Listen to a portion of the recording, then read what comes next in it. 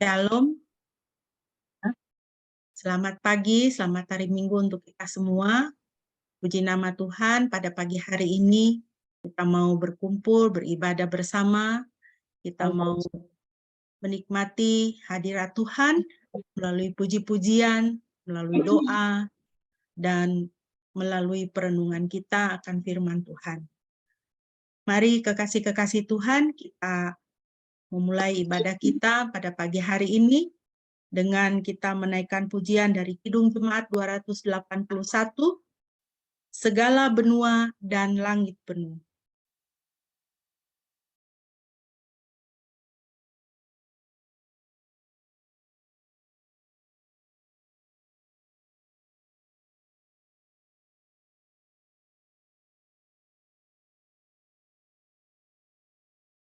Dikira di Sibora dibikin namanya tapi enggak itu.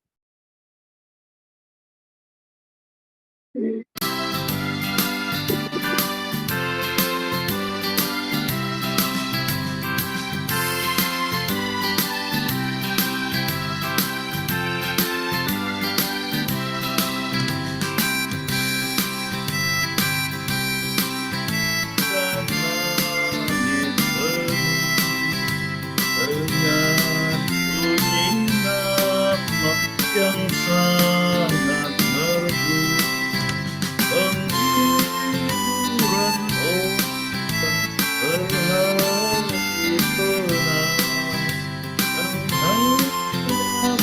orang yang sudah tetap sama itu puji Tuhan.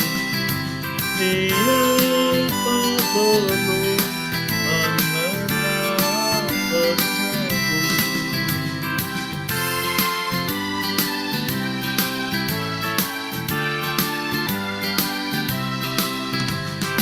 sungguhnya Yesus yang layak benar diberi nama itu kudus dan besar. Yang oleh sengsara kematiannya memberi keampunan dan damai pada nama itu puji Tuhan. Siapa perlu mengenal penebus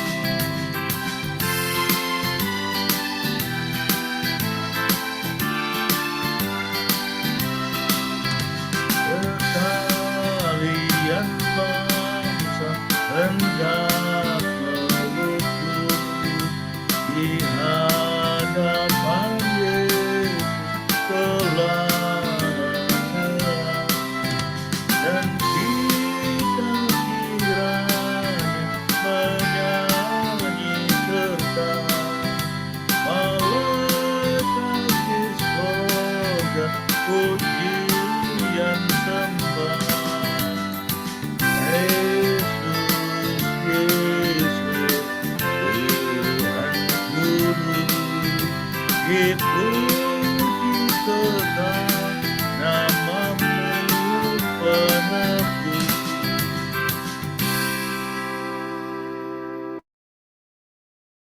Puji nama Tuhan.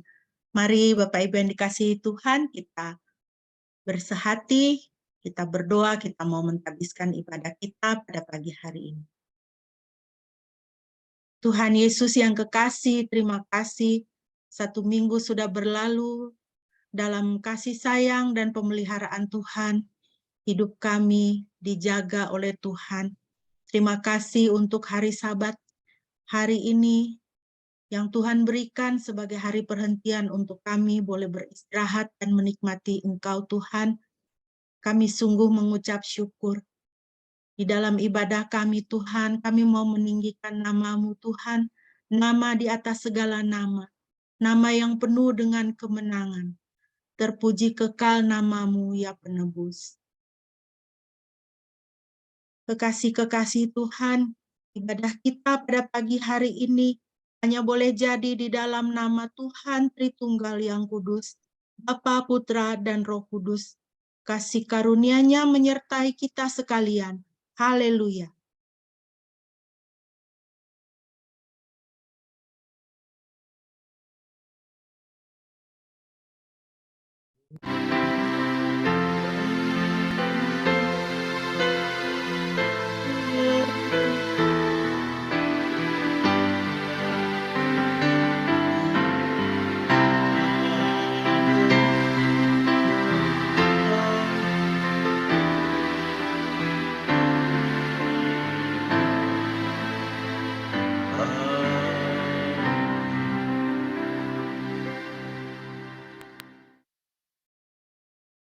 Firman Tuhan yang melandasi ibadah kita pada pagi hari ini terambil dari Ibrani 4 ayat 12 sampai dengan ayat 13.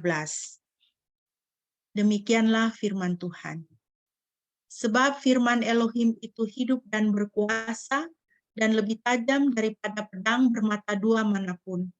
Ia menusuk sampai memisahkan jiwa dan roh, sendi-sendi dan sumsum-sumsum. Bahkan ia juga sanggup membedakan pertimbangan, pikiran, dan maksud hati. Tidak ada makhluk yang tersembunyi di hadapannya, sebab segala sesuatu telanjang dan terbuka di hadapannya. Kepada Dialah kita harus memberi pertanggungjawaban.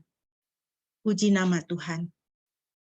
Bapak Ibu yang dikasihi Tuhan, nats pembimbing ini mengingatkan kepada kita betapa dahsyatnya firman Tuhan, betapa kuat kuasanya firman Tuhan, lebih tajam daripada pedang bermata dua manapun, menusuk sampai memisahkan jiwa dan roh, sendi dan sumsum, juga sanggup membedakan pertimbangan, pikiran, dan maksud hati.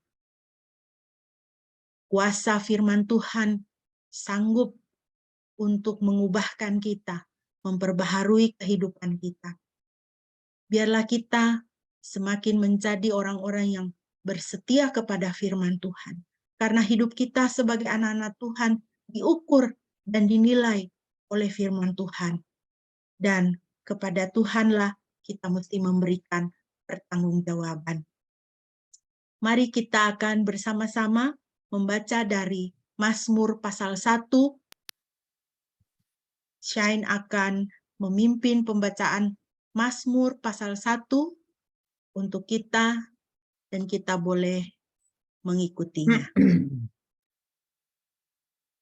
Baik, saya akan membacakan Mazmur 1 ayat 1 sampai 6. Berbahagialah.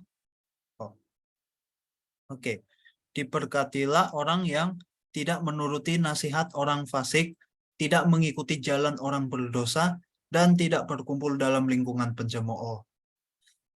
Tetapi yang kesukaannya hanya pada Taurat Yahweh dan merenungkannya siang dan malam. Ia akan menjadi seperti pohon yang ditanam di tepi aliran air, berbuah pada musimnya, daunnya tidak akan layu, dan semua yang ia kerjakan akan sukses. Tidak demikian dengan orang fasik. Mereka seperti sekam yang ditiup angin. Oleh sebab itu, orang fasik tidak dapat bertahan dalam penghakiman. Dan demikian juga orang-orang berdosa dalam kumpulan orang benar. Sebab Yahweh mengenal jalan orang benar, tetapi jalan orang fasik menuju kepada kebinasaan. Amin. Terima kasih, Shane. Diberkatilah orang yang tidak menuruti nasihat orang fasik, tidak mengikuti jalan orang berdosa, dan tidak berkumpul dalam lingkungan pencemooh. Tetapi yang kesukaannya hanya pada Taurat Yahweh, hanya pada Taurat Tuhan, dan merenungkannya siang dan malam. Mari Bapak Ibu kita akan bersama-sama merenungkan firman Tuhan. Sebelumnya kita akan mempersiapkan diri dengan kita mau menaikkan pujian, "Kusiapkan hatiku Tuhan."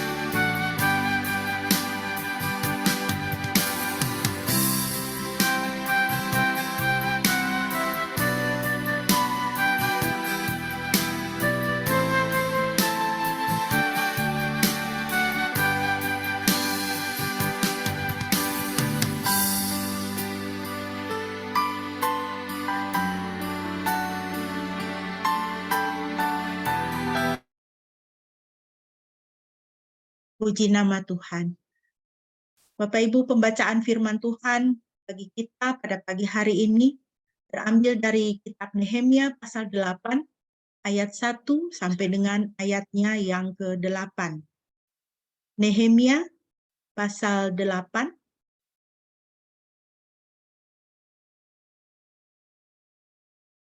ayat 1 sampai dengan ayat 8.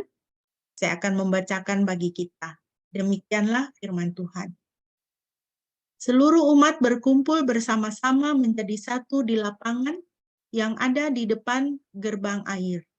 Dan mereka berkata kepada Ezra ahli kitab itu untuk membawa kitab Taurat Musa seperti yang telah Yahwe perintahkan kepada Israel.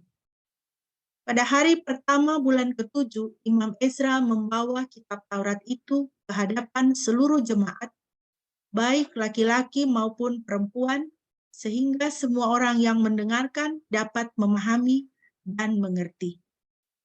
Ia membaca beberapa bagian dari dalam kitab itu. Ia membacanya di halaman yang ada di depan gerbang air dari pagi sampai tengah hari di hadapan laki-laki dan perempuan dan semua orang yang dapat mengerti. Dan seluruh umat mendengarkan serta memberi perhatiannya pada kitab Taurat itu.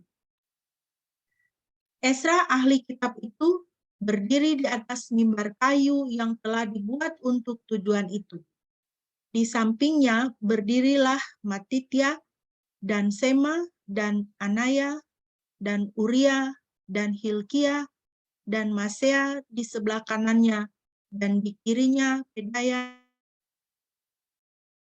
dan Hasum dan Hasbadana, Sakaria dan Mesulam. Lalu Ezra membuka kitab itu di hadapan seluruh umat, karena tempat ia berdiri lebih tinggi daripada seluruh umat itu. Dan ketika ia membuka kitab itu, maka seluruh umat pun berdiri. Ezra memuji Yahwe Elohim yang Maha Besar, dan seluruh umat menjawab, Amin, Amin, sambil mengangkat tangan mereka. Lalu mereka bersujud dan menyembah kepada Yahwe dengan muka hingga ke tanah. Begitu juga Yeshua, Bani, Zerebia, Yamin, Akub, Sabetai, Hodia, Masea, Kelita, Asaria, Yozabat, dan Hanan, Pelaya, dan orang Lewi, memberikan pengertian kepada umat tentang Taurat itu, sementara orang-orang itu berdiri di tempatnya. Mereka membaca serta menjelaskan kitab dalam Taurat Elohim dengan memberikan arti dan pengertian pada bacaan itu. Demikianlah firman Tuhan bagi kita yang berbahagia adalah setiap kita yang mendengar dan menjadi pelaku firman. Mari Bapak Ibu yang dikasihi Tuhan, sebelum kita mau merenungkan firman Tuhan, kita berdoa sekali lagi. Bapa di surga, terpujilah Engkau yang sangat baik. Engkau memberikan kepada kami firman-Mu menjadi tuntunan panduan di dalam kehidupan kami. Berkatilah kami Tuhan, berbicaralah kepada setiap kami masing-masing di dalam situasi kehidupan kami masing-masing, sehingga kami boleh memahami firman-Mu dan melaksanakannya bagi hormat kemuliaan nama-Mu. Terpujilah Engkau Tuhan dalam nama Yesus. Haleluya. Amin. Bapak Ibu yang dikasihi Tuhan, puji nama Tuhan. Pada pagi hari ini kita akan kembali merenungkan atau melakukan Bible study kita ya. Kita melanjutkan dalam kitab Nehemia dan puji nama Tuhan. Pada pagi hari ini kita telah sampai di Nehemia pasal yang ke-8. Dan bagian perenungan kita pagi hari ini seperti yang telah kita baca tadi adalah ayat 1 sampai dengan ayatnya yang ke-8. Dan tema yang saya berikan untuk perenungan kita adalah sikap terhadap firman Tuhan. Bapak Ibu yang dikasihi Tuhan, kalau kita mempelajari kitab Nehemia, banyak sekali yang bisa kita dapatkan. Umumnya kitab Nehemia ini digunakan sebagai pembelajaran perihal kepemimpinan rohani. Bagaimana seorang dapat menjalankan kepemimpinan dengan baik, belajar dari keteladanan Nehemia. Dan memang pemimpin yang baik itu sangat diperlukan.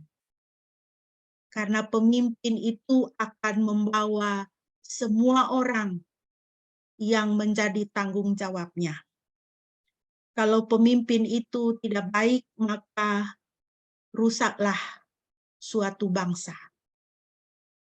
Tetapi kalau seorang pemimpin itu baik, dia menjalankan kepemimpinan dengan baik, maka selamatlah, makmurlah, dan berbahagialah bangsa tersebut.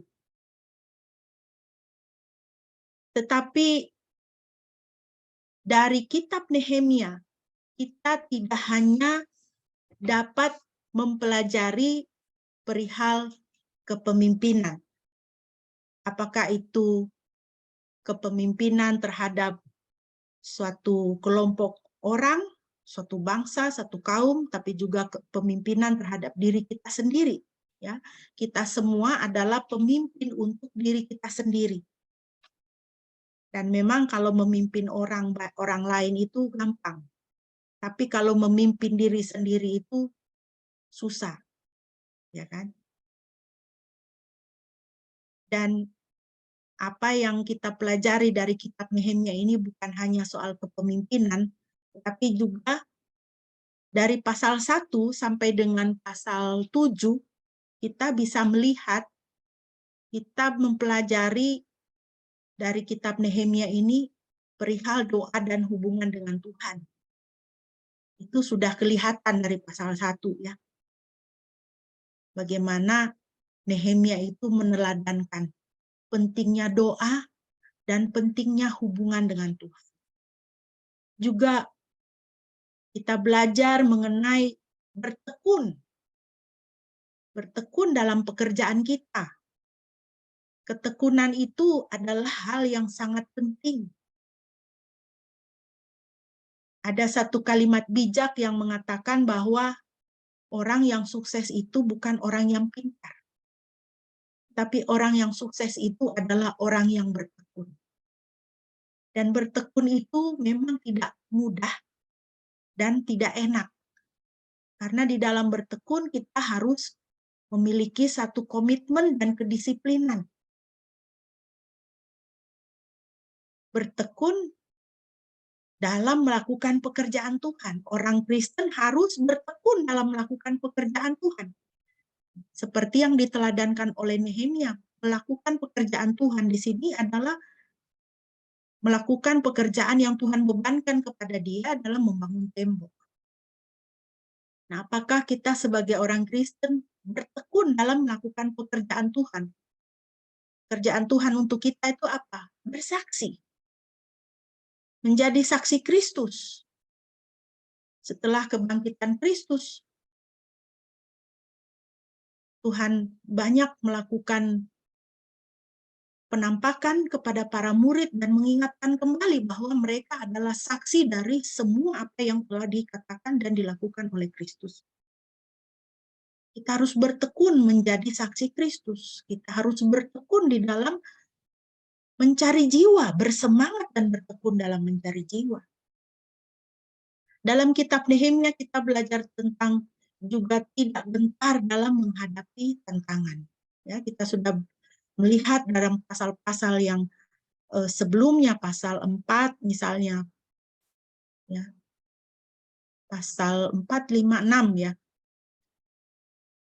Nehemia menghadapi tantangan dari luar dan dari dalam. Tapi dia meneladankan bagaimana tidak gentar menghadapi tantangan. Begitu juga dengan hidup kita, Bapak Ibu. Siapa bilang hidup itu tidak susah? Tidak susah. Ya. Siapa bilang kerja itu tidak susah? Susah. Menjalani peran dan tanggung jawab kita di dalam kehidupan gampang? Tidak. menjadi seorang suami gampang. Tidak. Dia harus, karena apa? Dia harus memikirkan keluarganya. Menjadi seorang istri, seorang ibu gampang. Tidak. Karena dia harus bagaimana menghadapi, bagaimana membesarkan anak-anak, apalagi di zaman modern, milenial seperti sekarang ini. Menjadi anak-anak, menjadi pelajar. Apakah mudah? Tidak juga. Tantangan anak-anak kita sangat besar. Di dalam studi, di dalam pekerjaan. Kita yang lahir tahun 60-an misalnya, ya, tantangan kita tidak sama seperti yang dihadapi oleh anak-anak atau generasi yang ada pada saat ini.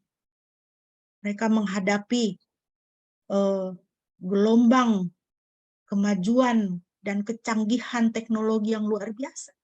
Dan mereka dituntut untuk menghadapi semua itu. Dan kita harus mendukung mereka, menyiapkan mereka.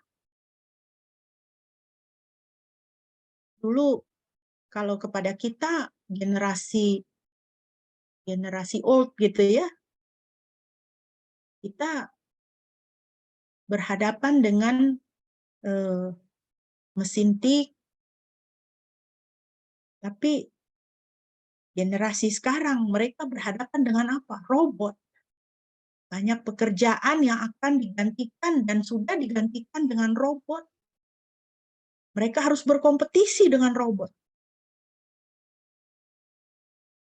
Mari kita ajak anak-anak kita untuk belajar kitab Nehemia supaya mereka di dalam hati dan jiwanya itu tertanam satu jiwa tidak gentar dalam menghadapi tantangan. Nah, Bapak Ibu yang dikasihi Tuhan, pada pagi hari ini satu pelajaran lagi yang bisa kita ambil dari kitab Nehemia adalah mengutamakan firman Tuhan. Luar biasa kaya kitab Nehemia ini. Mari kita memperhatikan beberapa poin yang ada di dalam kitab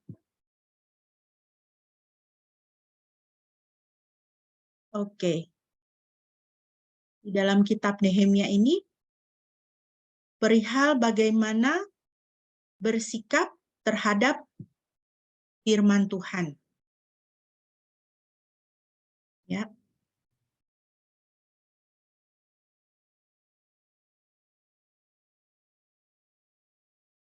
Baik. Yang pertama, Bapak Ibu yang dikasihi Tuhan, firman Tuhan harus menjadi yang pertama dan terutama dalam hidup kita. Ya. Firman Tuhan harus menjadi yang pertama dan terutama di dalam hidup kita. Ini kutipan dari ayat 1, ya,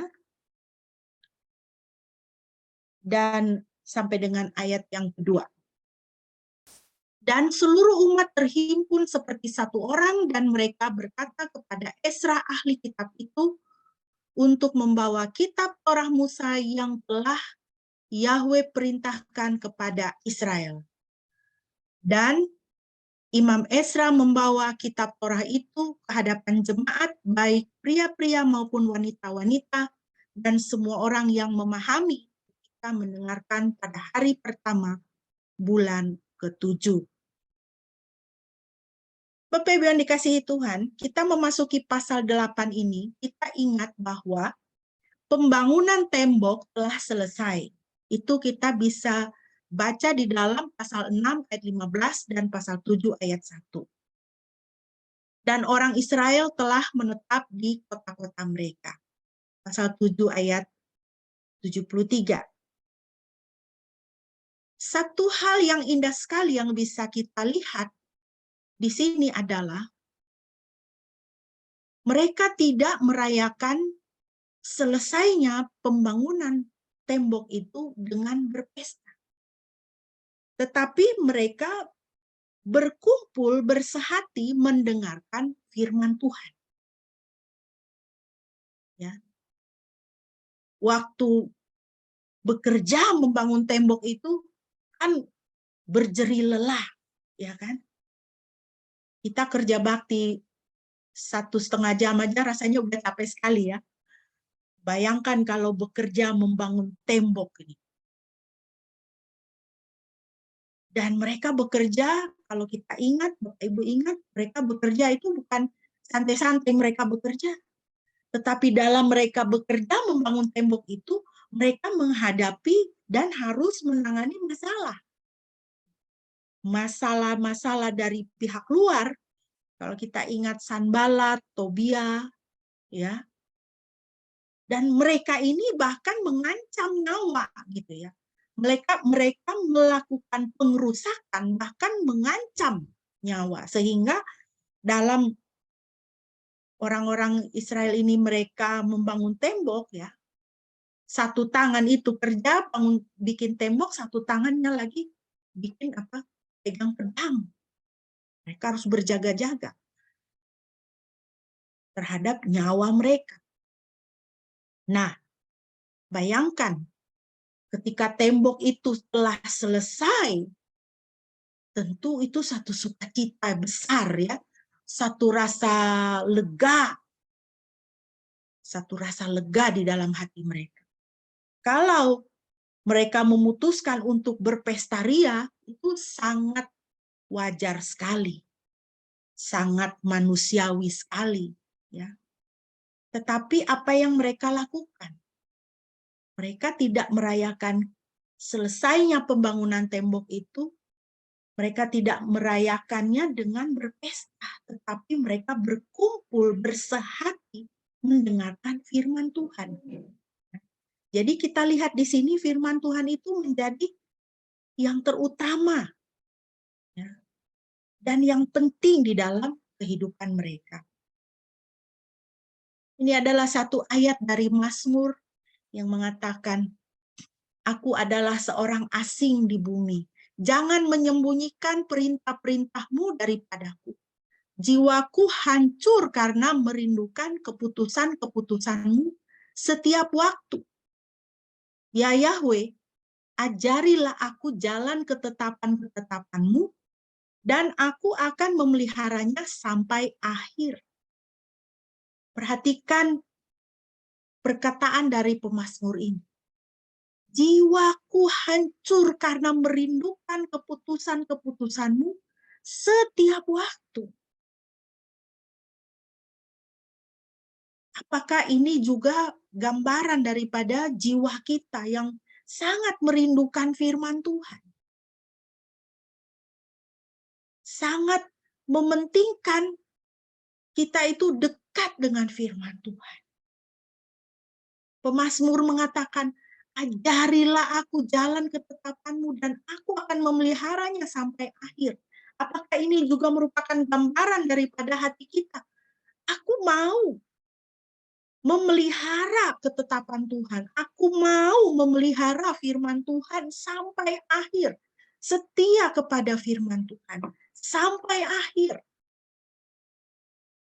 Walaupun begitu banyak hal yang bisa mendatangkan sukacita dalam kehidupan kita, apakah sukacita akan firman Tuhan itu melebihi segala sesuatunya? Bapak Ibu yang dikasihi Tuhan, firman Tuhan sebagai panduan hidup umat Tuhan yang di dalam bermasyarakat, itu adalah pentingnya firman Tuhan. Pentingnya firman Tuhan. Ingat bahwa selama ini orang Israel itu, ya, mereka berada di dalam pembuangan. Mereka berada di dalam pembuangan. Kenapa mereka berada di dalam pembuangan? Karena Tuhan mendisiplinkan mereka. Selama 40 tahun mereka dibuang. Karena Tuhan mendisiplinkan mereka, karena hidup mereka, raja-raja yang mereka minta daripada Tuhan, raja-raja yang memerintah mereka itu jatuh ke dalam penyembahan berhala dan menyeret umat sehingga berbuat dosa di hadapan Tuhan. Mereka hidup di dalam pembuangan, dan kalau kita ingat di dalam Nehemia pasal 1, alasan mengapa tembok itu dibangun, karena tembok Yerusalem itu sudah rubuh dan umat Tuhan yang tinggal di sana hidup di dalam keadaan tercela. Hidup dalam keadaan tercela artinya hidup tidak sebagaimana mestinya. Hidupnya susah. Hidupnya tidak normal. Kenapa? Karena susah, tidak ada damai sejahtera, kesusahan di sana sini, kemiskinan di sana sini. Bagaimana berelasi satu dengan yang lain di dalam kesedihan, di dalam kesusahan, di dalam keadaan hidup yang tercela. Maka Tuhan menaruh di dalam hati Nehemia untuk tembok itu dibangun, supaya hidup dalam keadaan ketercelaan itu dipulihkan, dan hidup umat Tuhan di dalam bermasyarakat, hubungan satu dengan yang lain itu, dengan firman Tuhan itu boleh dipulihkan. Jadi kita harus ingat Bapak Ibu yang dikasihi Tuhan, panduan hidup umat Tuhan dalam bermasyarakat itu adalah firman Tuhan. Etika dan aturan budaya itu tidak cukup. Aturan sopan santun saja itu tidak cukup. Kita memerlukan firman Tuhan sebagai pandu di dalam hidup kita bermasyarakat.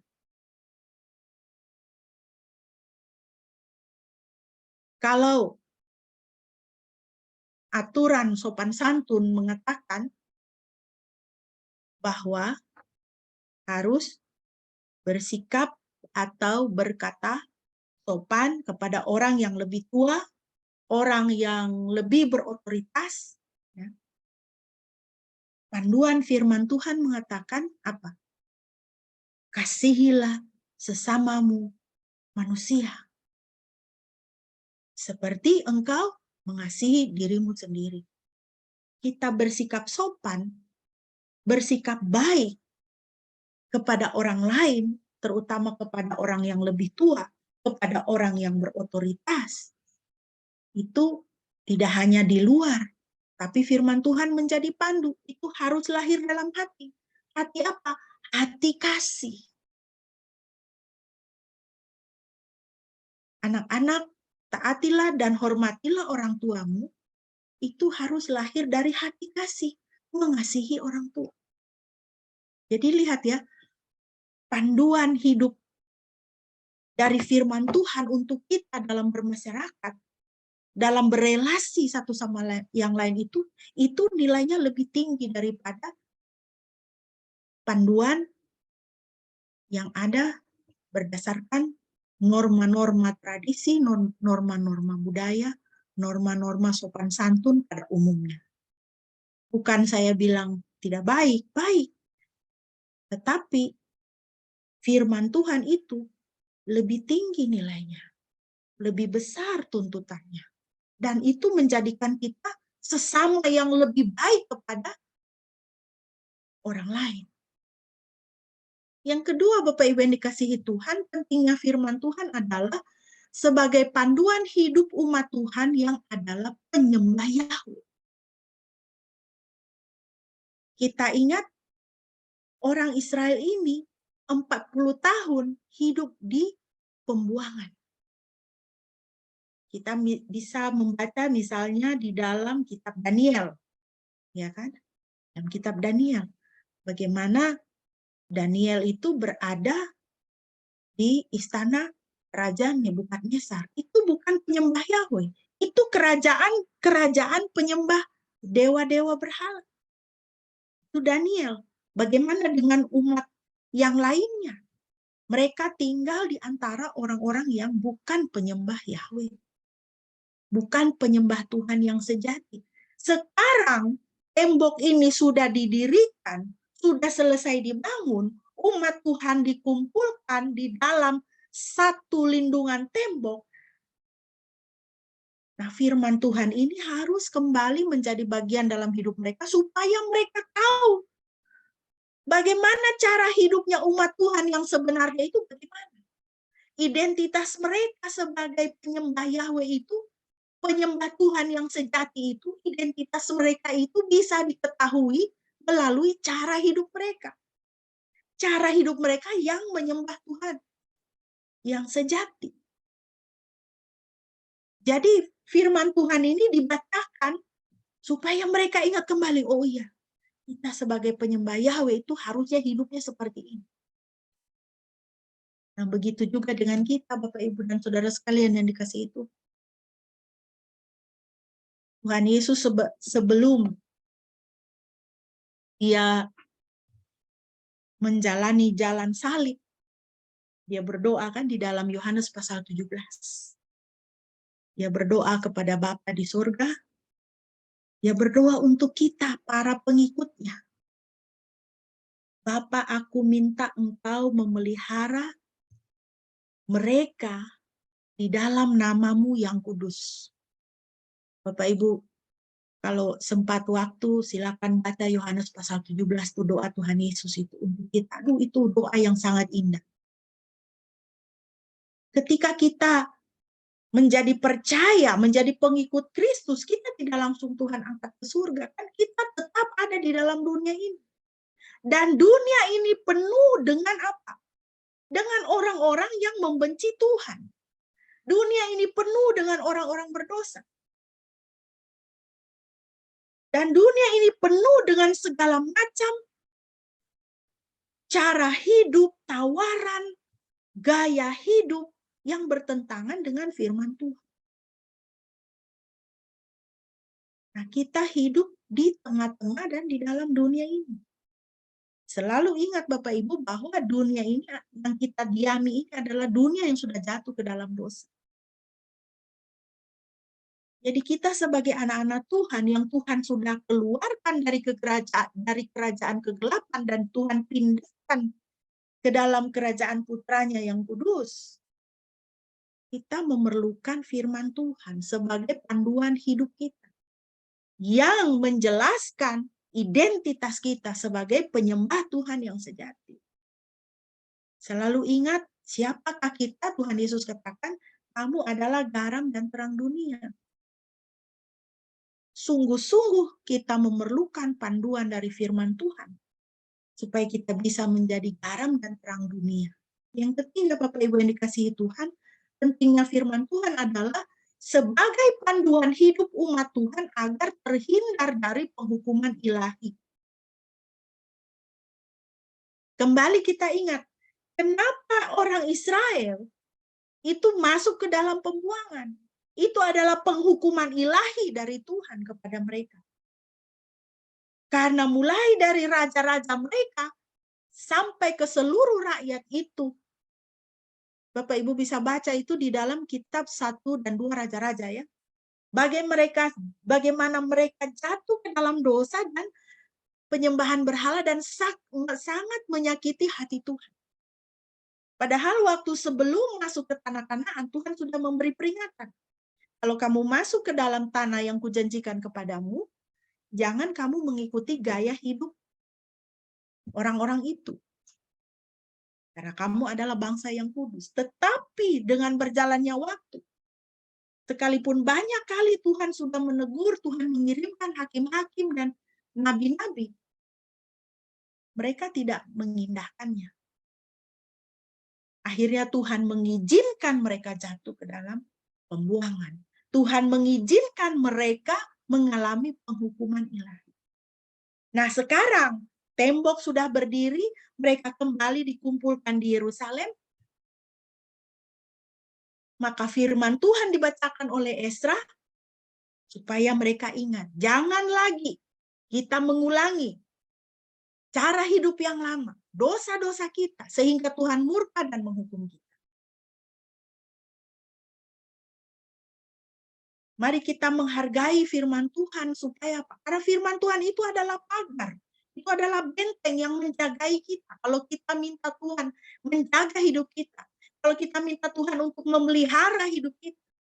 Tuhan sudah kasih penjagaan dan pemeliharaan itu dengan apa? Firman Tuhan. Maka perkataanmu telah kusimpan dalam hatiku, supaya jangan aku berdosa padamu. Satu ayat dalam Mazmur yang dijadikan pujian. Firman Tuhan harus melekat dalam hati kita supaya kita jangan berdosa kepada Tuhan dan mendapatkan penghukuman dan pendisiplinan dari Tuhan dalam hidup kita. Ini adalah beberapa ayat yang Esra bacakan. Jadi Bapak Ibu ya, Esra membaca itu dari pagi sampai tengah hari, itu kira-kira 6 jam ya. Dia membaca. Membaca apa? Kitab Taurat Musa. Kitab Taurat Musa. Kita bisa membayangkan itu kejadian, Keluaran, Imamat, Bilangan, Ulangan, ya, hukum-hukum Musa. Perintah-perintah, ketetapan-ketetapan yang Tuhan berikan kepada Musa untuk disampaikan kepada orang Israel. Ini hanya beberapa ayat saja. Supaya kita bisa mendapatkan gambaran pada waktu itu bagaimana Esra membacakan firman Tuhan kepada orang Israel. Imamat 20 ayat 22, 24b, 26. Haruslah kamu memelihara seluruh ketetapanku dan segala peraturanku dan melakukan semuanya itu. Akulah Yahweh Elohimmu yang telah memisahkan kamu dari bangsa-bangsa lain. Janganlah kamu mencemarkan hidupmu. Haruslah kamu menjadi kudus bagiku, sebab aku ini Yahweh adalah kudus, dan aku telah memisahkan kamu dari antara bangsa-bangsa lain untuk menjadi milikku. Puji nama Tuhan. Jadi ini yang pertama, firman Tuhan harus menjadi yang pertama dan terutama dalam hidup kita. Ingat firman Tuhan ini. Kalau Tuhan bilang, kamu adalah milikku. Nah, kita harus tetap ingat, kita adalah milik Tuhan.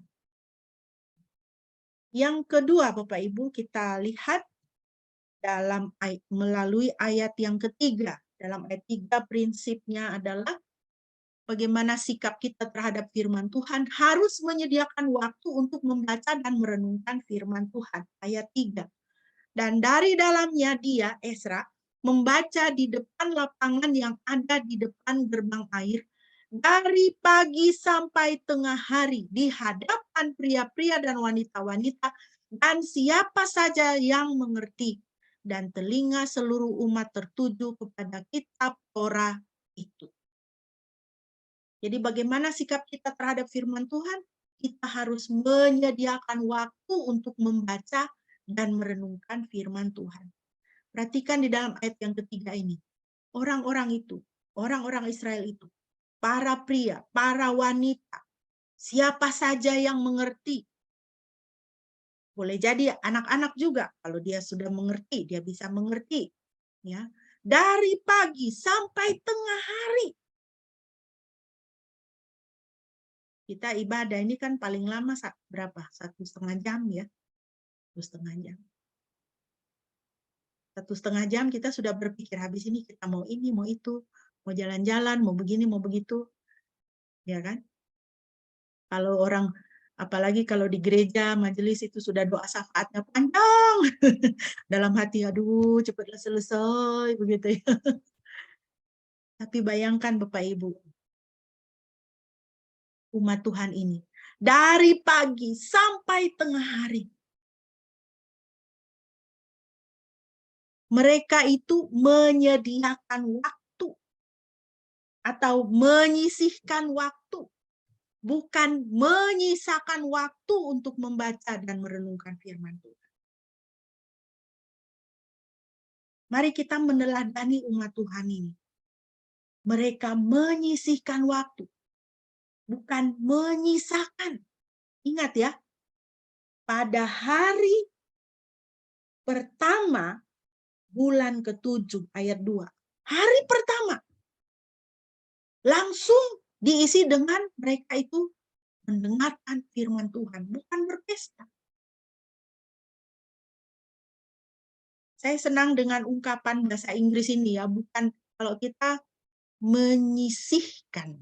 Tapi kalau bahasa Inggris itu lebih bagus ya. We have to make the time to read the Bible ya.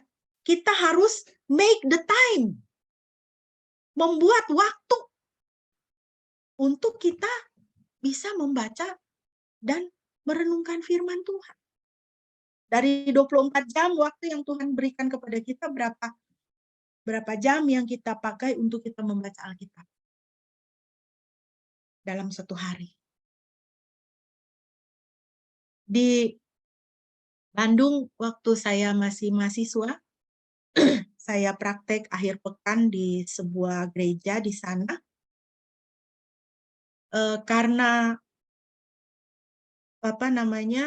kos-kosan saya itu jauh, ya, naik bis itu dari gereja harus ke terminal dulu, ya.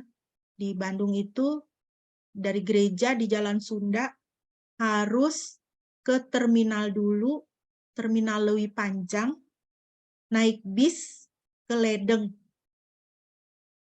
Kalau yang pernah di Bandung pasti tahu ya. Jauh, saudara-saudara. Dari Ledeng naik angkot setengah jam ke kos-kosan saya. Naik bis aja udah 1 jam. Naik bisnya aja. Gitu. Jadi kalau kalau ada kegiatan sore di gereja, misalnya ibadah pemuda atau ibadah keluarga seperti itu, saya tidak langsung pulang. Saya menginap dulu di rumah koordinator sekolah minggu.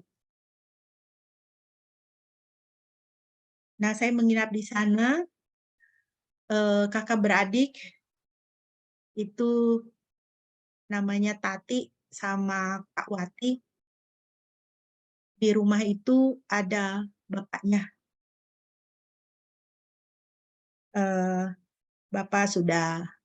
Bapaknya Tati sudah dipanggil Tuhan, udah berapa tahun yang lalu. Yang sangat saya terkesan dari keluarga ini, yang saya sangat kasihi, mereka itu bapak dan anak-anak, mereka membaca Alkitab setiap hari. Untuk menghabiskan Alkitab ini dari Kejadian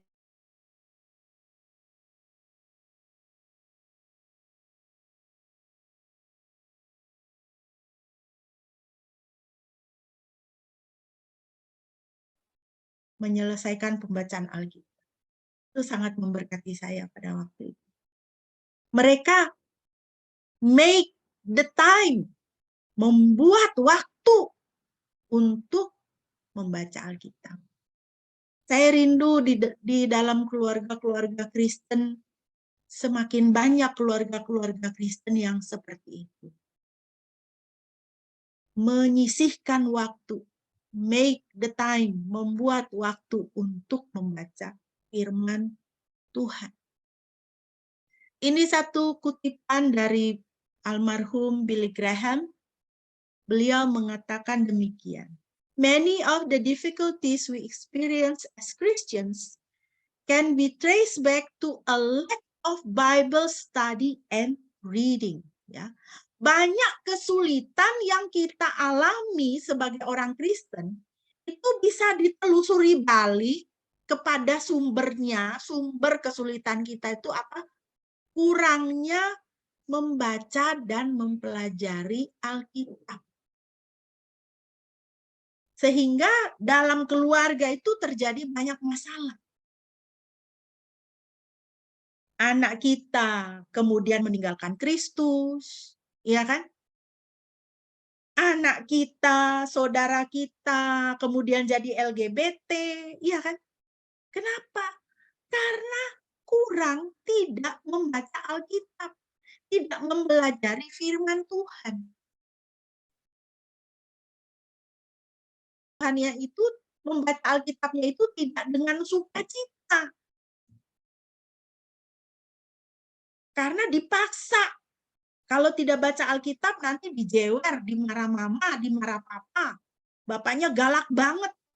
Jadi anaknya itu terpaksa baca Alkitab. Akhirnya ketika dia sudah dewasa, dia bisa keluar dari rumah, dia kan itu yang terjadi kan, kita baca, kita tahu kan kesaksian-kesaksian orang yang meninggalkan Kristus. Oh, saya dulu ke gereja, baca Alkitab tiap hari, bapak saya penatua lah, segala macam. Loh, hello, kenapa bisa jadi begitu? Kenapa jadi anaknya kemudian meninggalkan Kristus atau menikah dengan orang yang tidak seiman? Kenapa? Karena di dalam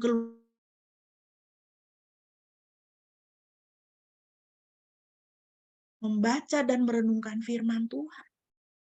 Kita lihat di dalam kitab Nehemia itu tadi ya, dari pagi sampai tengah hari loh mereka. Mereka bersehati di lapangan itu berkumpul. Berarti apa? Dengan sukacita firman Tuhan ini. Dibaca, didengarkan. Ya.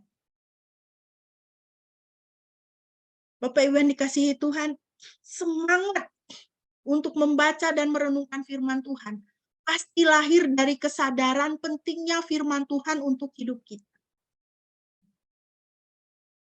Satu ungkapan dari ekspresi dari dalam bahasa Inggris itu deep, lapar yang mendalam, yang rasa lapar yang amat sangat terhadap firman Tuhan. Kalau kita merasa lapar yang amat sangat terhadap firman Tuhan, penting sekali firman Tuhan bagi kita dalam hidup kita, pasti kita akan menjadi orang-orang yang bersemangat untuk membaca dan merenungkan firman Tuhan. Mazmur 119 ayat 50 firman Tuhan mengatakan, inilah yang menjadi penghiburan kehidupan. Halo orang Kristen, halo anak-anak Tuhan. Apakah yang menjadi penghiburan di dalam kesengsaraan kita? Apakah yang menjadi penghiburan di dalam kepedihan hidup kita? Kalau dunia ini memberikan apa? Dalam kesengsaraan, dalam kepedihan, penghiburan apa? Makan. Iya kan begitu? Kepedihan, penghiburan apa? Narkoba. Itu kan jalan yang diberikan oleh dunia ini.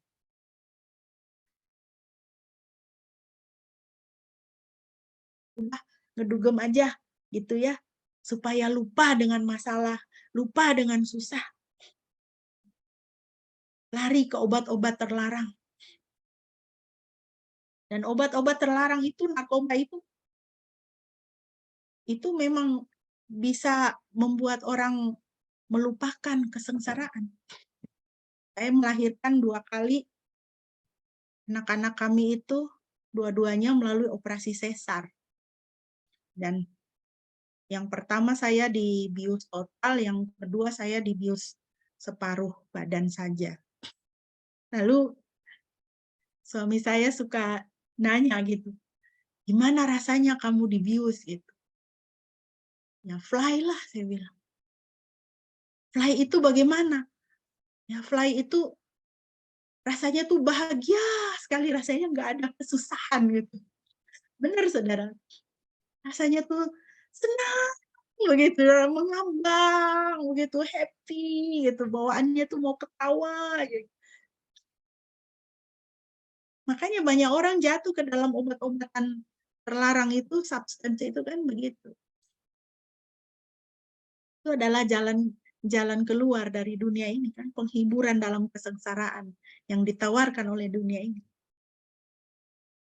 Pertanyaannya untuk kita apa?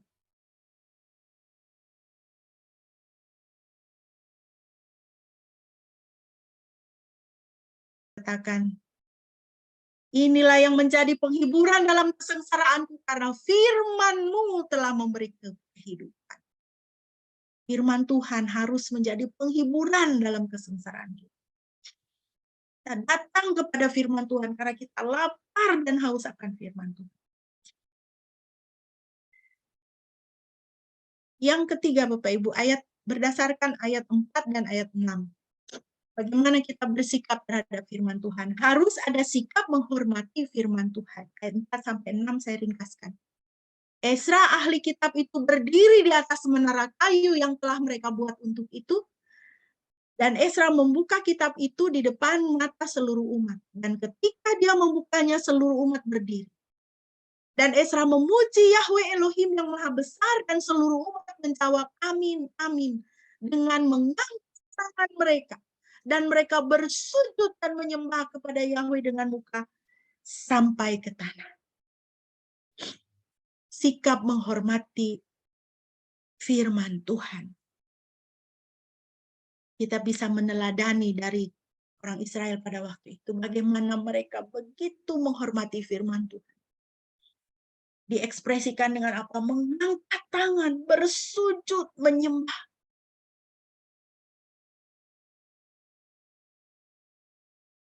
Saya kira kita juga harus diberikan kebebasan untuk apa? Bersujud, menyembah, mengangkat tangan. Berdiri mengangkat tangan, bersujud dengan muka sampai ke tanah. Kalau kita di gereja cuma datang, duduk manis dari awal sampai dengan akhir ya. Seperti orang datang nonton konser aja. Ya. Kita duduk saja dari awal sampai akhir. Duduk makan permen.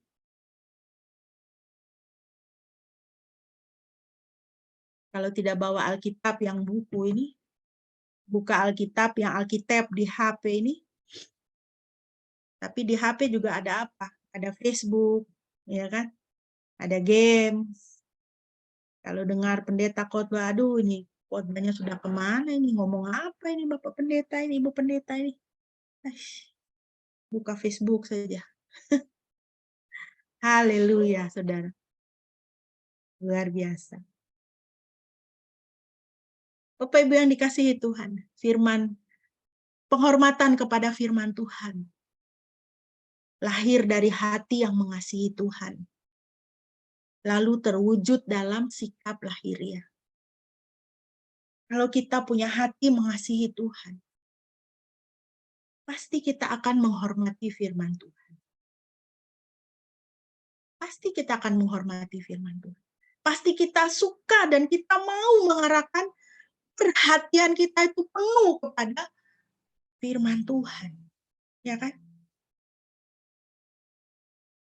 Ini rata-rata kita di sini kan sudah menikah ya. Sebelum menikah dulu kan pacaran dulu, iya kan? Waktu pacaran ngapain sih? Pacaran tuh kan lihat-lihatan gitu kan. Rasanya tuh waktu berhenti gitu ya kan. Waktu masih pacaran. Kenapa? Karena cinta gitu kan. Chemistry-nya tuh lagi wah penuh gitu ya kan. Tidak ada hanya kita berdua di dunia ini. Yang lain kontrak. Itu karena apa? Karena hati yang penuh dengan kasih, penuh dengan cinta. Nah, kalau kita punya hati yang mengasihi Tuhan, penuh dengan cinta kepada Tuhan, pasti kita akan menghormati Tuhan. Kita akan terarah kepada Tuhan, terarah kepada firman Tuhan. Terwujud, hati kasih kita itu terwujud dalam sikap kita, sikap lahiriah kita. Bahwa Tuhan tidak memandang penampilan lahiriah bukan berarti kita boleh bersikap sembrono. Tuhan kan melihat hati. Nggak penting pakaian kita. Pakaian itu kan lahiriah. Tuhan itu melihat hati. Betul, Tuhan itu melihat hati. Firman Tuhan bilang kok, Tuhan tidak memandang muka. Tuhan tidak memandang muka. Kau cakep atau jelek, mulus atau jerawatan, Tuhan nggak memandang muka. Kau kaya atau miskin, Tuhan tidak memandang muka. Bahwa Tuhan tidak memandang penampilan lahiriah bukan berarti kita boleh bersikap sembrono, seenaknya aja.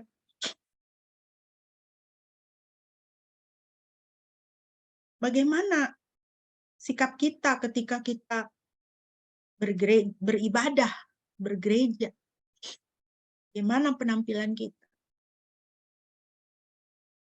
Beberapa waktu yang lalu saya nonton sebuah video singkat, video reel itu ya, yang di Facebook itu.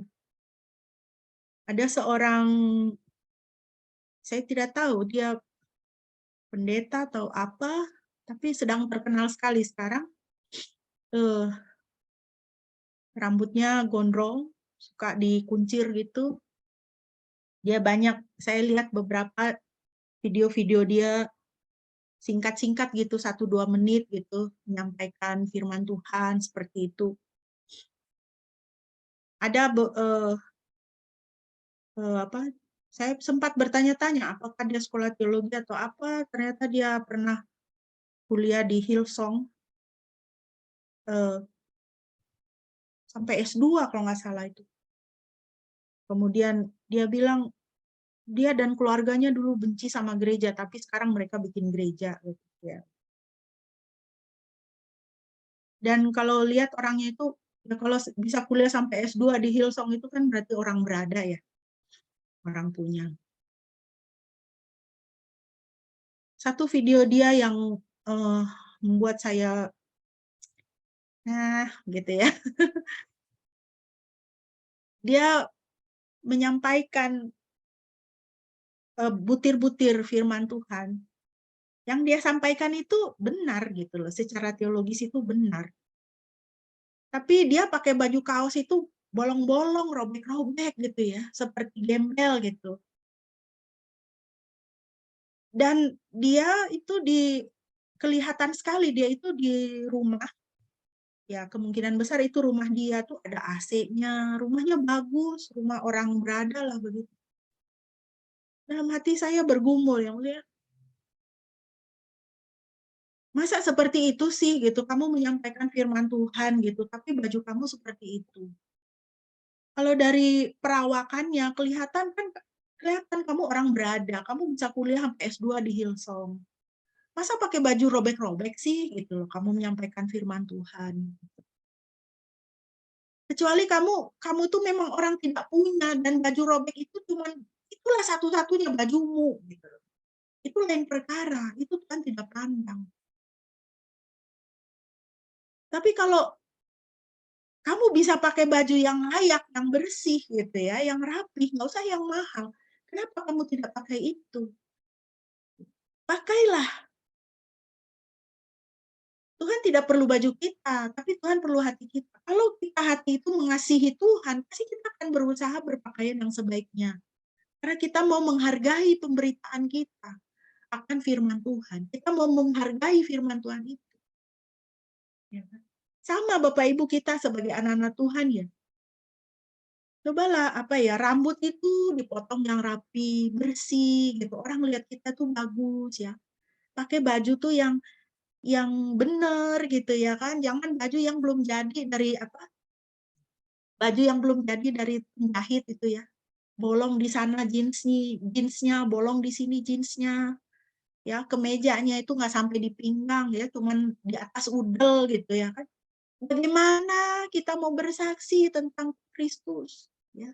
Orang lain itu pakaiannya ditutup semua sampai cuma matanya aja yang kelihatan ya kan.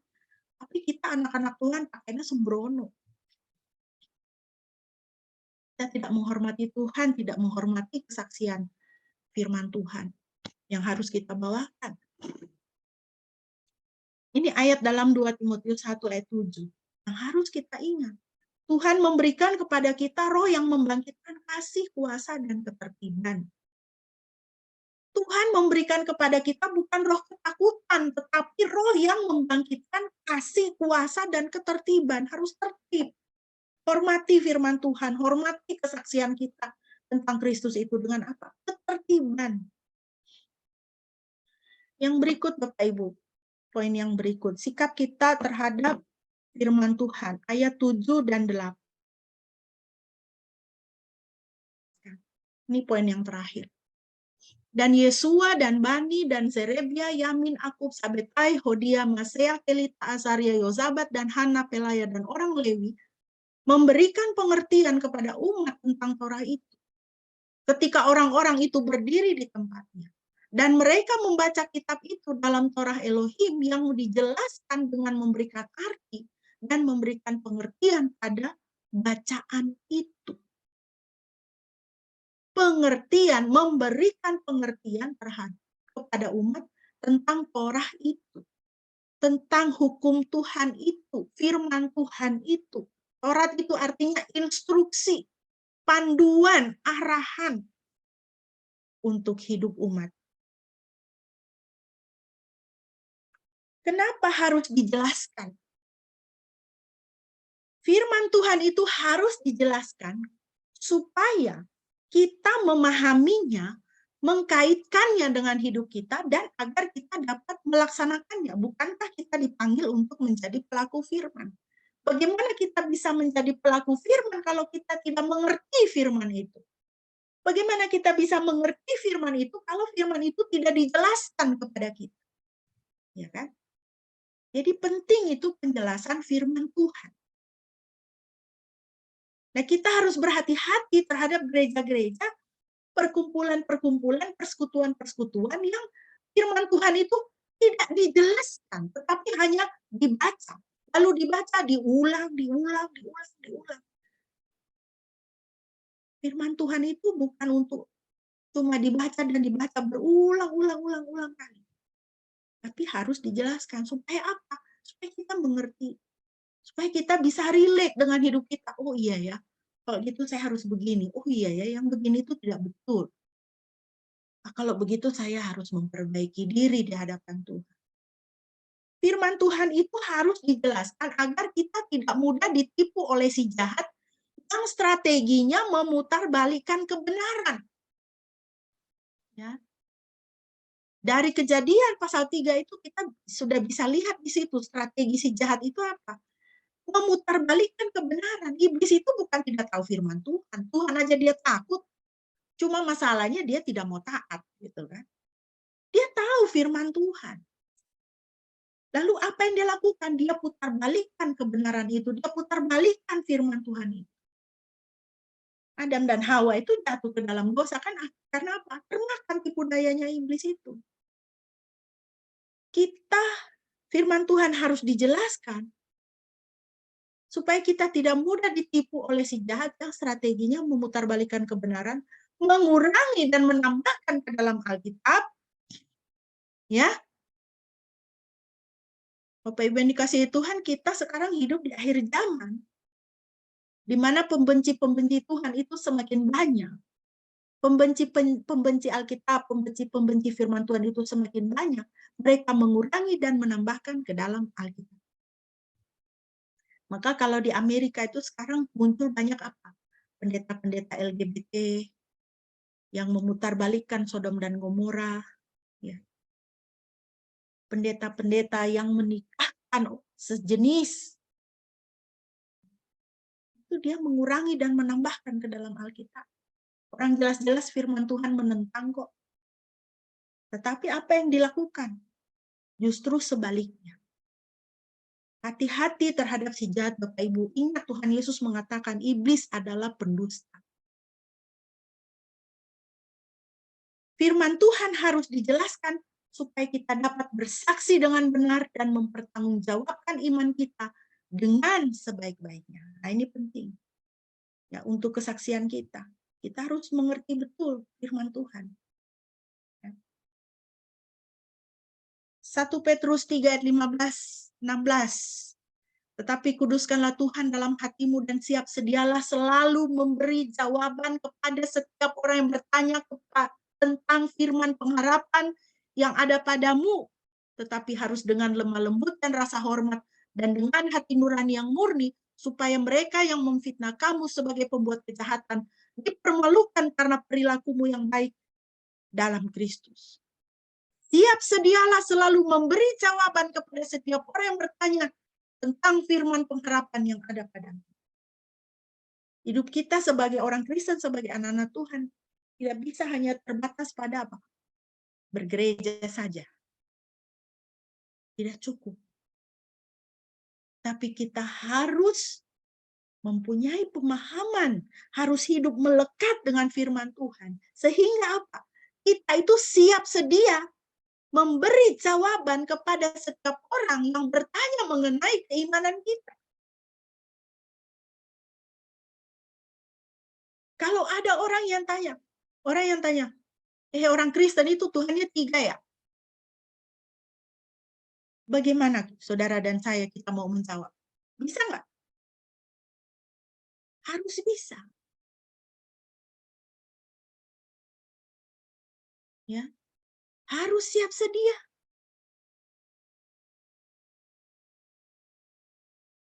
Kalau kepada kita ditanyakan, bagaimana sih kalian orang Kristen, Tuhannya kok mati? Tuhan kok bisa mati? Bagaimana Bapak Ibu kita menjawab? Ya. Apakah matinya pura-pura? Kalau dia benar-benar mati, Tuhan kok mati? Tuhan kok jadi manusia? Ngapain Tuhan jadi manusia? Apa perlunya Tuhan menjadi manusia? Coba kalau kepada kita ditanya, apa perlunya sih Tuhan menjadi manusia? Ngapain sih Tuhan kok mesti menjadi manusia? Bisa nggak Bapak Ibu kita menjawab? Firman Tuhan ingatkan kita, siap sedia untuk memberi jawaban kepada orang yang bertanya tentang firman pengharapan yang ada padamu. Jadi kalau kita kekristenan kita hanya yang penting hari Minggu ke gereja, anak-anak sekolah Minggu selesai. Ya, itu alamat Bapak Ibu ya. Kalau orang menuduh iman kita, mempertanyakan iman kita, bahkan menghujat iman kita, menghujat Tuhan kita nggak bisa jawab. Gawatnya kita bukan cuma nggak bisa jawab, terus kita pikir, iya ya, nggak bener deh, kayaknya kekristenan tuh emang nggak masuk akal. Udahlah, berhentilah jadi Kristen. Cari yang lain aja yang masuk akal. Hello, akhirnya meninggalkan Kristus. Berapa banyak rumah tangga Kristen yang anak-anaknya meninggalkan Kristus, ya kan? Sedih sekali. Sedih hati Tuhan. Ada teladan dari sepasang suami istri, yaitu Priscilla dan Aquila. Bapak Ibu bisa membaca kisah mereka di dalam Kisah Para Rasul. Kisah Rasul 18:24-28. Ada seorang Yahudi kelahiran Alexandria bernama Apolos. Ia hanya mengetahui baptisan Yohanes. Dia mulai berbicara dengan berani di sinagoga. Ketika Aquila dan Priscilla mendengarnya, mereka membawanya ke rumah dan menjelaskan jalan Elohim kepadanya dengan lebih tepat. Aquila dan Priscilla ini bukan hamba Tuhan, bukan rasul. Mereka jemaat biasa. Mereka murid. Tetapi ketika mereka bertemu dengan Apolos yang hanya mengetahui baptisan Yohanes, apa yang mereka lakukan? Mereka bawa Apolos ke rumah mereka, lalu menjelaskan kepadanya jalan Elohim dengan lebih tepat. Karena apa? Karena Priscilla dan Aquila benar-benar adalah murid Kristus. Artinya apa? Benar-benar mereka itu mendalami firman Tuhan. Jadi mereka bisa menjelaskan. Nah, bukankah indah kalau dalam keluarga kita seperti itu? Suami istri itu bersatu, bersehati, melayani Tuhan. Suami istri itu bersatu, bersehati, mencintai firman Tuhan. Hai orang-orang muda, ya, yang sudah mulai punya pacar, yang mulai mencari teman hidup, atau mungkin yang sedang berdoa untuk mencari teman hidup, tanya sama Tuhan, minta teman hidup dari Tuhan, minta teman hidup yang mencintai Tuhan. Supaya kamu nanti bersama-sama di dalam keluarga yang kamu bentuk dalam rumah nikah, nanti kamu itu bersama-sama hidup dekat dengan firman Tuhan. Sehingga bisa menjelaskan firman Tuhan kepada orang lain. Bisa menjadi saksi Kristus yang baik. Bapak Ibu sebagai penutup, mari kita ingat Tuhan Yesus. Setelah kebangkitannya, Tuhan Yesus itu berulang kali menampakkan diri kepada para murid dan melayani, ministering. Ya. melayani mereka dengan berulang kali mengingatkan mereka akan firman Tuhan. Berulang kali kepada Maria, kepada kumpulan di dalam ruangan yang tertutup, ya, kepada 2 orang murid dalam perjalanan ke Emmaus. Tuhan Yesus menampakkan diri dan berulang kali menyampaikan firman Tuhan. Lukas 24-27 ini waktu Tuhan Yesus melayani 2 muridnya yang sedang dalam perjalanan ke Emmaus. Lalu dia menjelaskan kepada mereka hal-hal mengenai dirinya di dalam seluruh kitab, dimulai dari kitab Musa dan kitab para nabi.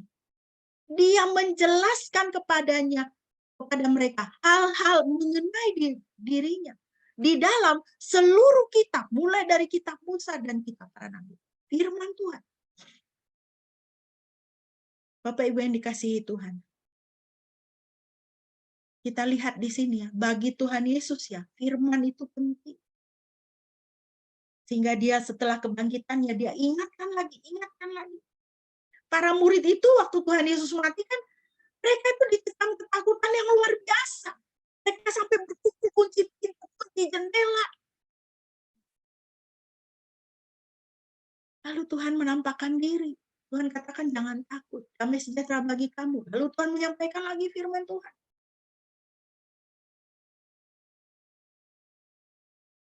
Banyak masalah di dalam kehidupan kita. Mungkin ketakutan-ketakutan yang seperti yang dialami oleh para murid pada waktu itu. Jawabannya, penghiburannya hanya firman Tuhan. Kebangkitan Kristus hendaknya menjadikan kita semakin mencintai dan mengutamakan firman Tuhan dalam hidup kita.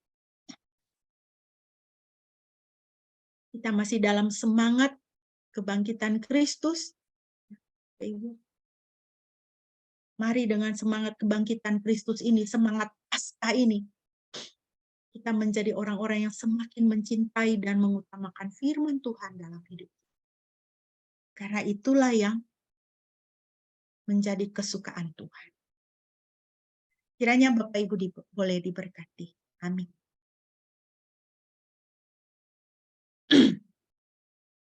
Mohon kesediaan Bapak Pendeta untuk memimpin dalam doa respon dan doa syafaat.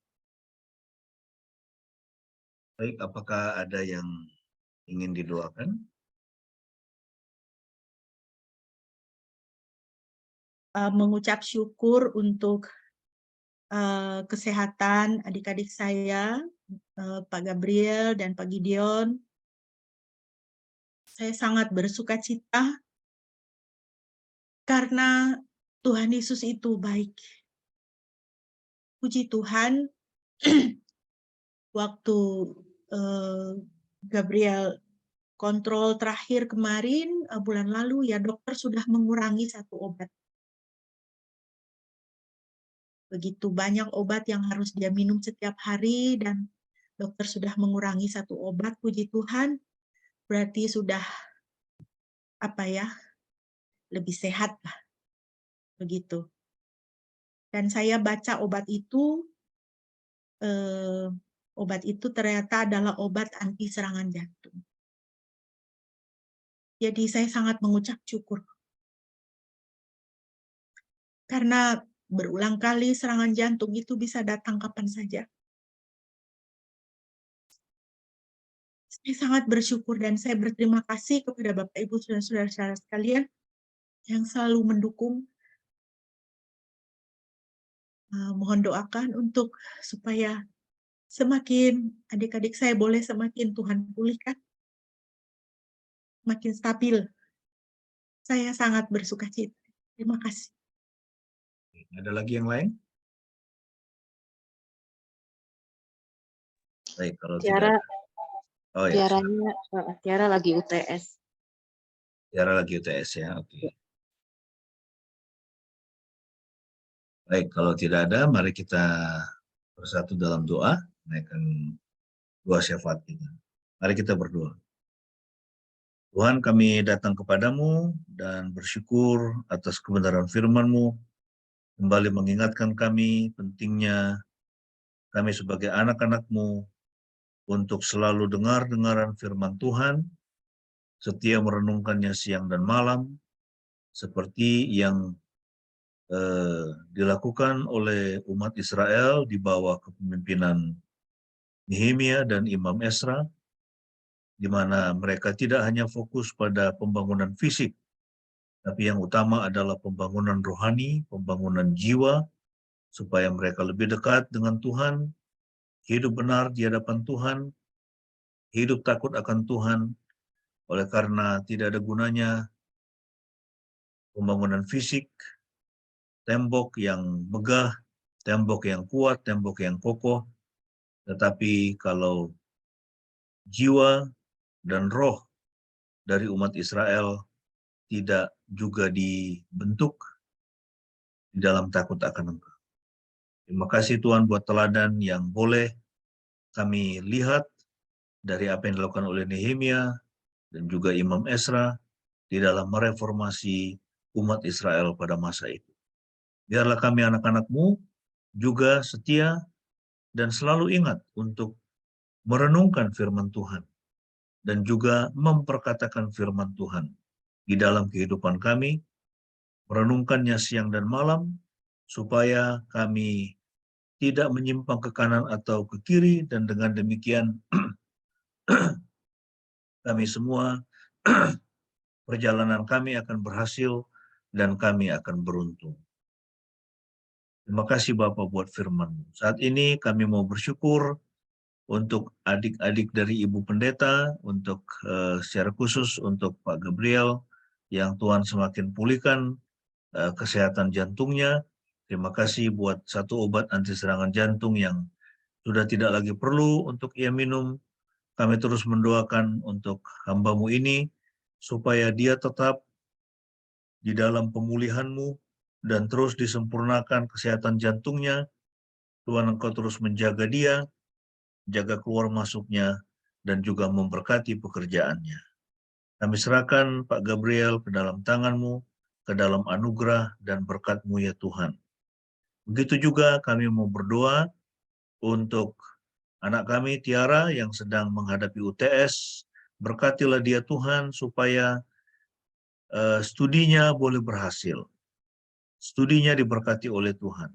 Buat dia Tuhan boleh mengalami kemenangan dalam studinya, dan supaya melalui ilmu yang dia pelajari dan juga gelar kesarjanaan nanti yang akan dia peroleh, dia dapat memuliakan Engkau, membangun kerajaan surga melalui itu.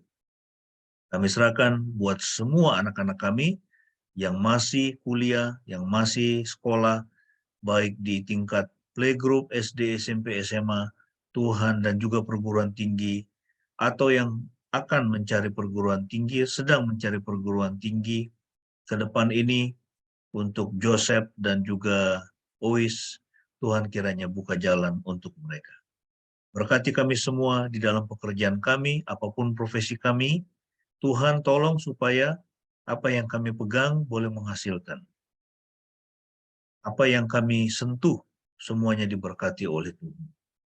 Kami serahkan hidup dan masa depan kami ke dalam tangan-Mu, keluarga kami ke dalam tangan-Mu, juga orang tua kami dalam masa tua mereka, dimanapun mereka berada saat ini, ke dalam tangan-Mu, berikanlah kesehatan dan kekuatan kepada mereka. Kami berdoa bagi bangsa dan negara kami, berkati pemerintah kami terus, supaya semakin dapat memimpin bangsa ini dengan baik dan benar.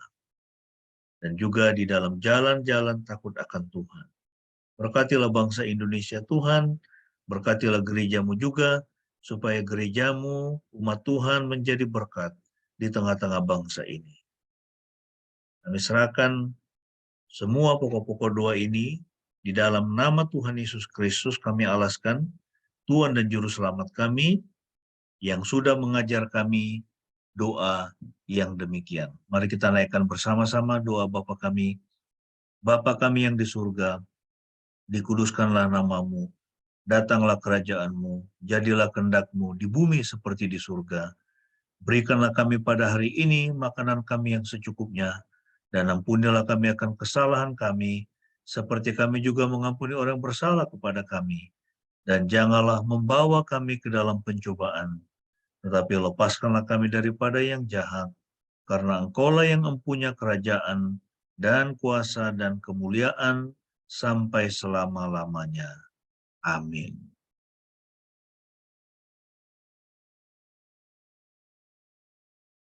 Bapak Ibu, mari bersama-sama kita akan mengucapkan pengakuan iman kita di hadapan Tuhan dan sesama. Marilah kita berkata demikian. Aku percaya kepada Yahweh Bapa yang Maha Kuasa, Khalik langit dan bumi, dan kepada Yesus Kristus, anaknya yang tunggal Tuhan kita, yang dikandung dari Roh Kudus, lahir dari anak darah Maria, yang menderita sengsara di bawah pemerintahan Pontius Pilatus, disalibkan, mati, dan dikuburkan, turun ke dalam kerajaan maut. Pada hari yang ketiga bangkit pula dari antara orang mati, naik ke surga, duduk di sebelah kanan Yahweh Bapa yang Maha Kuasa, dan akan datang dari sana untuk menghakimi orang yang hidup dan yang mati. Aku percaya kepada Roh Kudus, gereja yang kudus dan am, persekutuan orang kudus, pengampunan dosa, kebangkitan orang mati, dan hidup yang kekal. Amin. Bapak Ibu, kita akan mengakhiri ibadah kita pada pagi hari ini, dan sebelum kita menerima berkat Tuhan, mari kita kembali memuji Tuhan dari Kidung Jemaat 376, Ikut Dikau Saja Tuhan. Biarlah pujian ini menjadi penyemangat bagi kita untuk semakin setia ikut Kristus.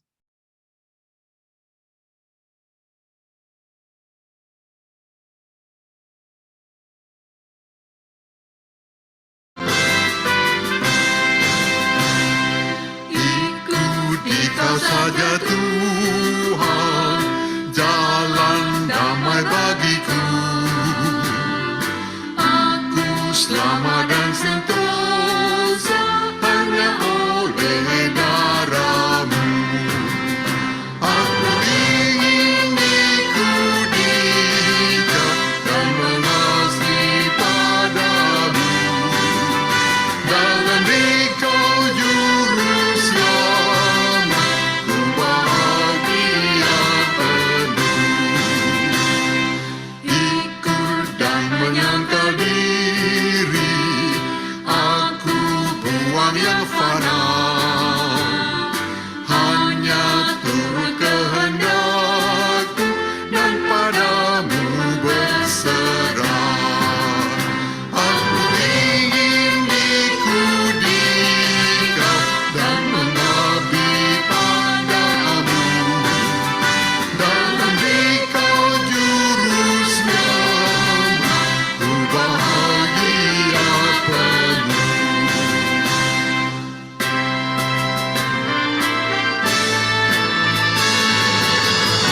Ikut dalam kesucian, lahir batin yang bersih. Aku rindu mengikuti suri yang Engkau beri. Aku ingin ikuti Kau dan mengabdi padamu. Dalam Dikau juru selamat, ku bahagia penuh.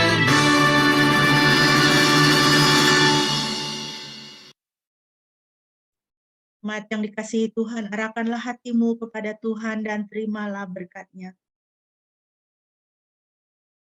Damai sejahtera bagi saudara-saudara, juga kasih beserta iman dari Elohim Bapa dan Tuhan Yesus Kristus. Anugerah beserta semua orang yang mengasihi Tuhan kita Yesus Kristus di dalam kekekalan. Amin. Pujilah Khalik semesta.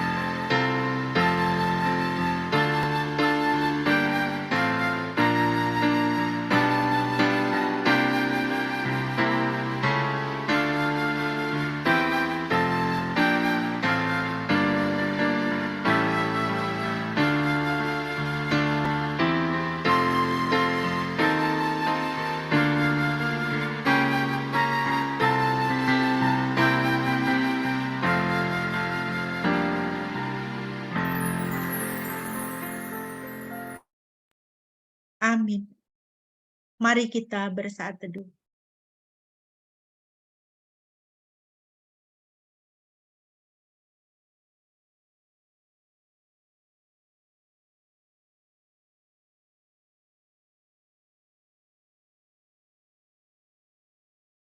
Amin.